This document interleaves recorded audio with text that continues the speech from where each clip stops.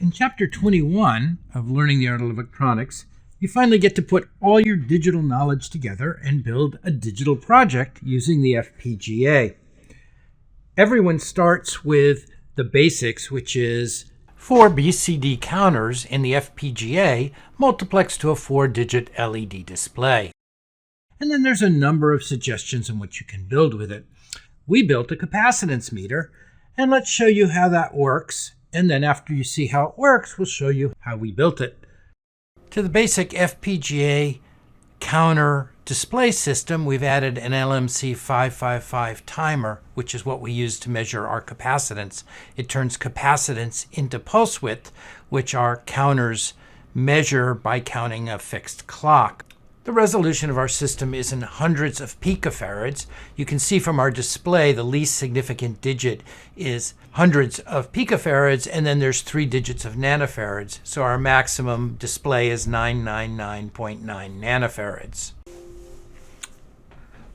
Let's start with a relatively small capacitor. It's a 330 picofarad capacitor, which is down near the low end of our resolution. As you can see, it's not bad. We see either 0.3 or 0.4 nanofarads, which is kind of what you'd expect given our limited resolution. Okay, the next one we've got is a 0.001 microfarad, which is 1 nanofarad or 1,000 picofarads. And it shows 1.0 on our display, which is pretty reasonable. Okay, the next one's a 68 nanofarad. Let's see how that does.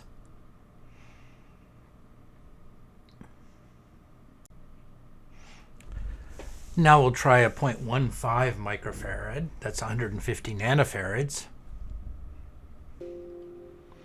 Okay, well, let's see what happens if we put in a capacitor that's bigger than 1 microfarad, one that is too high to display on the screen. We get a bunch of dashes.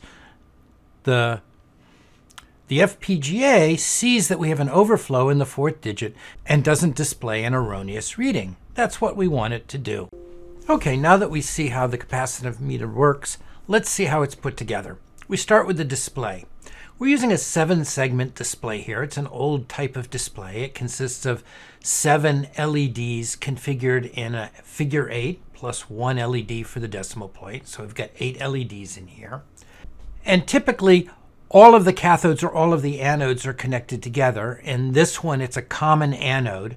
So we have a total of 9 pins. We have the anode where we supply a positive voltage, and then we have 8 cathode connections, which if we connect to ground through a current limiting resistor or a current source, we can light up individual segments. And if we do it correctly, we can display the digits 0 through 9. And if we're willing to put up with both upper and lowercase letters, we can display the letters A through F, allowing us to use it not only for numerical display, but also for hexadecimal display. Here we want 4 digits. The problem with 4 digits is that means you have 4 times 9 or 36 connections. That's too many to connect to our FPGA, and typically when you have multiple LED digits, you multiplex them. And multiplexing means you connect the corresponding cathodes, in this case, all together. So the decimal point cathodes are connected, the first segment connected, the second. That gives you just 8 segment connections. And then you have the anodes connected through switches to a positive supply. What you do is time multiplex the output so that you turn on one anode, set up the cathodes to light up the digit you want on that particular position, turn that anode off, turn on the next one, set up the cathode for that one, and go round robin through all of the ones you have. It can be 4, as in our case. It can be quite a larger number. If you do it fast enough, the persistence of vision causes it to look like they're all lit up at once, and that's what we're doing here. Next, we need a way to selectively connect to ground through some sort of current limiting device the cathodes of the LEDs that we want to display at a particular digit location. We could connect the 8 cathodes directly to the FPGA. That wouldn't work very well because the FPGA can't sync the 20 milliamps, but also it uses a lot of FPGA pins.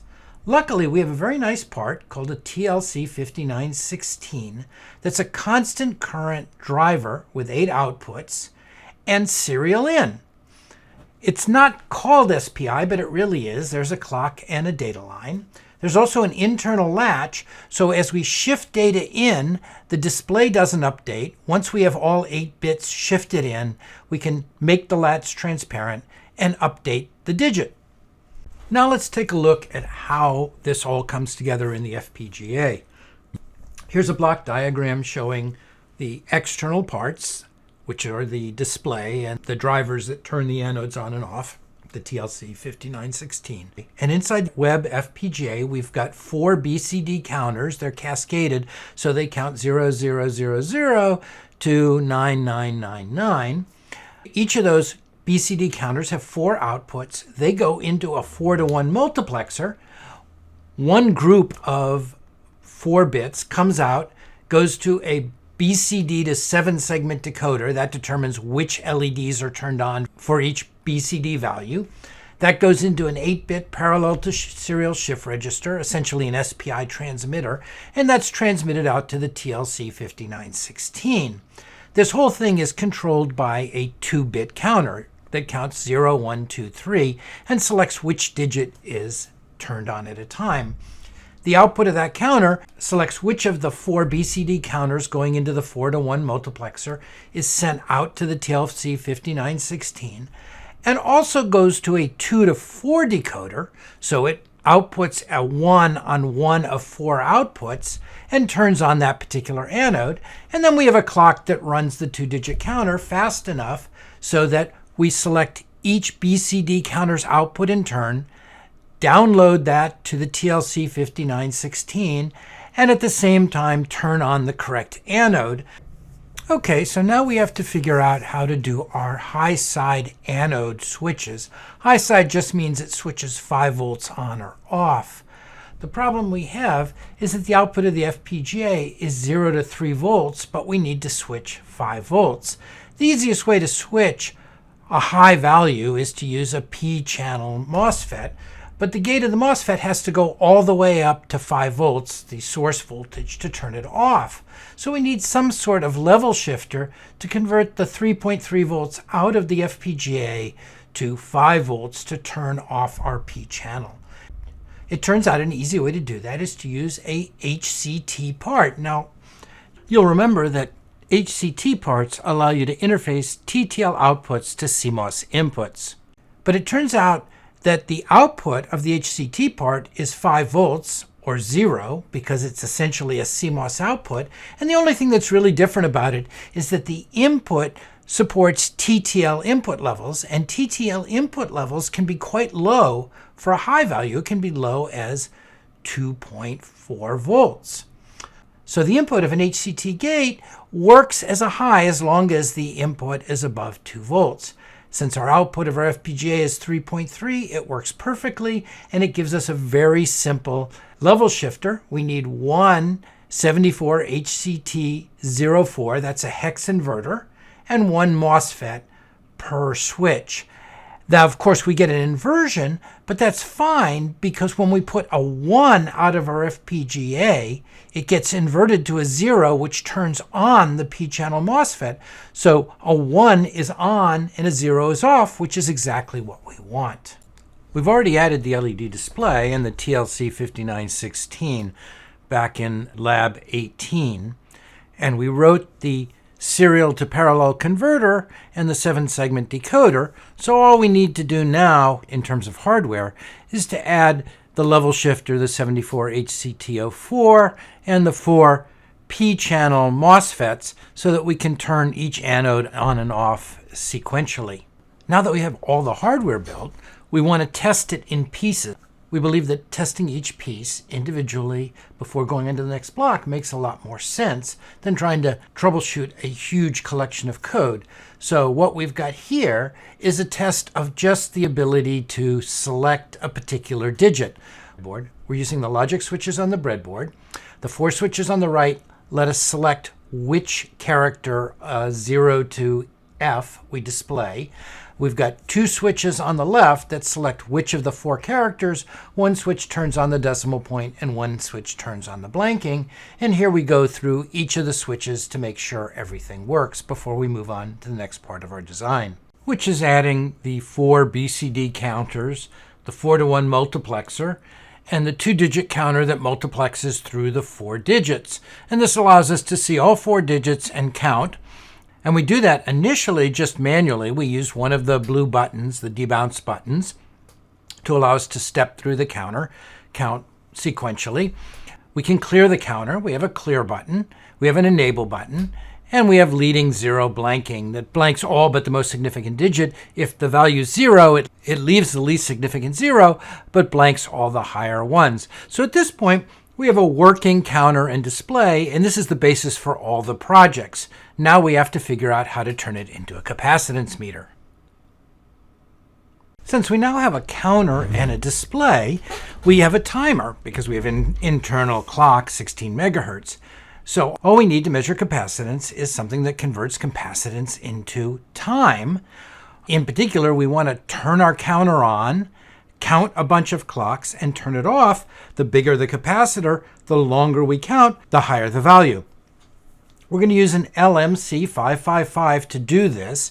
C means it's CMOS, so it'll run on 3.3 volts. And rather than use it as an oscillator, astable as we have in the past, we're going to use it as a monostable. What that means is we give it a trigger pulse, and it puts out a single output pulse proportional to the size of the capacitor. And if you look at the values we've selected, you can see that we give it a trigger pulse, and it gives us a pulse that's 1.1 times RC. We've chosen R to be 51K, and we're going to use that pulse to enable our counter, which has a 178 kilohertz clock. That's a convenient value because it's the 16 megahertz internal clock divided by 9. And if you look at the equation, you'll see that that gives us a count that is the capacitance in nanofarads times 10. That means 0.1 nanofarads or 100 picofarads gives us a count of 1, and 100 nanofarads gives us a count of 1,000, and that means it'll display on our 4-digit display with the decimal point just to the left of the least significant digit correctly in nanofarads. There's a couple constraints. The 555 requires a negative going start pulse, and the start pulse has to go back high before the end of the output pulse. The shortest output pulse we need is 5.6 microseconds for a 100 picofarad capacitor, so that's pretty easy, and we ended up building about a 1 microsecond negative going pulse that you see here. This shows it with no capacitor connected, so our output pulse is quite short. And here we tested 4 different capacitors. We expect from the formula, 1.1 times RC, to get about 5.6 microseconds for a 100 picofarad capacitor. And here we can see we get about 10 times that with a 1 nanofarad capacitor, 100 times that with a 10 nanofarad capacitor, etc. And that means we have a way of converting capacitance into pulse width. So we're done with our hardware. All we have to do is configure our FPGA so that it resets the counters internally, sends a short negative going output pulse to trigger the 555, waits till the 555 finishes its output pulse, stops the counter, and displays the value. I hope this sounds like a finite state machine to you, or at least it should by now. So we built ourselves a finite state machine. Once again, we started simple. Instead of having it auto trigger and constantly make measurements, we use the push button to start a trigger. That causes the 555 finite state machine to send out a start pulse. It waits until the output pulse of the 555 is done, and then it displays the result, and here's what that looks like. First with a 100 nanofarad capacitor, and then with a 68 nanofarad capacitor.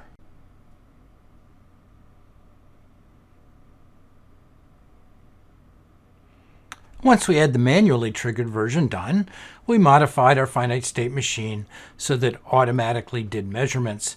We added a set of latches internal to the FPGA so that we captured the output of all the counters and displayed that, and that allowed us to start another measurement. And we just had to make sure we didn't do measurements faster than the longest output pulse width from the largest capacitor. And at that point, we were done with our basic capacitance meter. But we decided we were going to do something more. Here's our capacitance meter reading 150 nanofarads. Of course, the biggest we can read is 999 nanofarads. But we designed an auto-ranging circuit, and here we are reading a 6.8 microfarad capacitor. How did we do this? Well, there's a couple ways you can do an auto-ranging circuit. One thing you could do is make the measurement, and if you overflow the fourth digit, do it again and slow the clock down by a factor of 10. The problem with that is you now have to make the measurement twice, and it complicates your finite state machine. So what we decided to do was add a fifth counter. So internally, we're counting 5 decades all the way up to 9.999 microfarads.